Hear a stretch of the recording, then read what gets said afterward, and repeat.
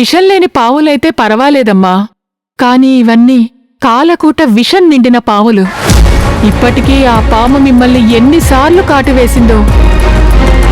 ఆ భైరవీదేవి కటాక్షం వల్లే మీరు బతికి బయటపడ్డారు.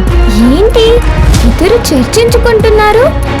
ఏం లేదమ్మా, అమ్మా నేను మాట్లాడుకుంటున్నావంతే. అవును, ఇప్పుడు టైం ఎంత? ఎందుకు? ఇంతవరకు మీరిద్దరూ ఇంకా పడుకోలేదు కదా? లేచుంటే ఏమవుతుంది? లేచి ఉంటే తెల్లవారాక లేవలేరు. నేను పాప మాట్లాడుకోవాలి, నువ్వు వెళ్ళి పడుకో. పాప అంటే నాకు మా అమ్మ పాప లాంటిదే కదా, అందుకే. నువ్వు ఎక్కువ ఆలోచించకుండా వెళ్ళి పడుకో, సరేనా?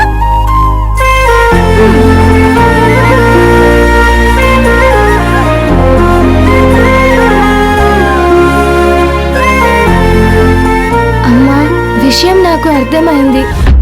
నువ్వేం చింతపడకు, అంత కుదురుకుంటుందమ్మా. నీకు ఏది కరెక్ట్ అనిపిస్తే అదే చెయ్యి. నిన్ను ఎవరు ఏమి చేయలేరు. నీకు తోడుగా నేనుంటాను కదా. సరే, ఎక్కువ ఆలోచించకూడదు. పద, వెళ్ళి పడుకుందాం. రా, పద, రా.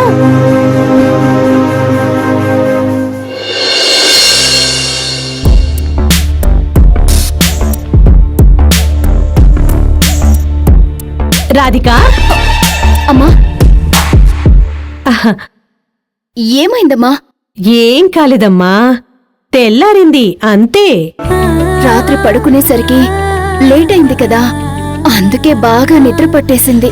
సరేనమ్మా, ఇక నుంచి నువ్వు పొద్దున్నే రోజు లేచి కనీసం ఇంటి ముందు ఒక చిన్న ముగ్గైనా వెయ్యాలమ్మా.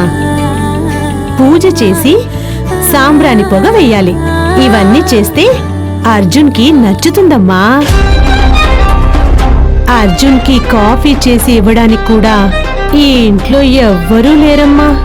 కొన్నిసార్లు కాఫీ చేసి టేబుల్ మీద పెట్టి వెళ్తారు. నువ్వే కొంచెం ఆ బాధ్యత తీసుకోవాలమ్మా.